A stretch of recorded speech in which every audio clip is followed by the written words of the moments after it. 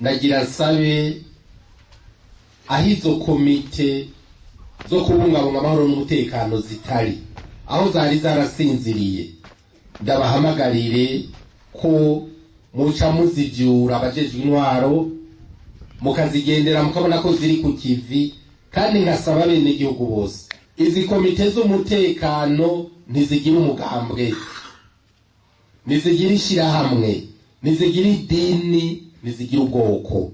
Sinumva umuntu azoba ariko arikumira ngo jewe ngo bijya ngo nivyo umugambwe uyu ngo nivyabariya ngo je ntavyo ndimo.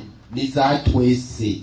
Nimba uri mu mugambwe uyu canke uriya bakakubwira ngo ntuzijemwo, uramubwira uti uwo mugambwe wawe tuzovugana mu by'umugambwe, mugambwe by'umutekano ndi kumwe n'abandi.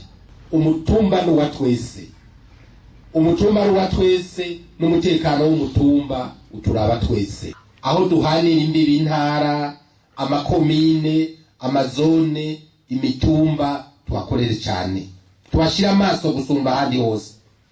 Kuzi hose zikwizi zirashobora kuza zikamara indwi yose zinyegeje aho abahariya bavuga ngo bariya barahabona, zigakora n'ibikorwa byose bisanzwe, bagateka wabibona ukavuga uti ngo bariya nyaka bavuye hariya.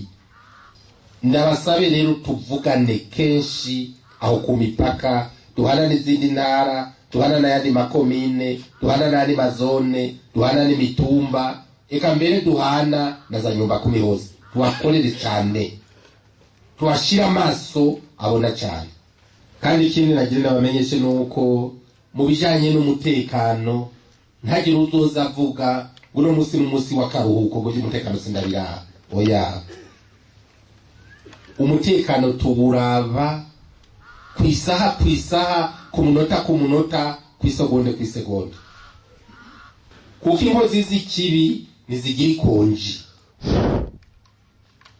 Kandi murazi neza yuko Satani aba hafi y'ahabi Imana bari kugira batsitaze.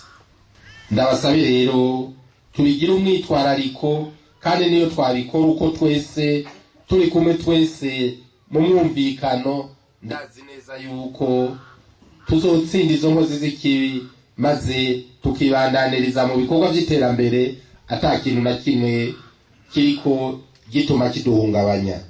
Imana ibahezagire, murakoze.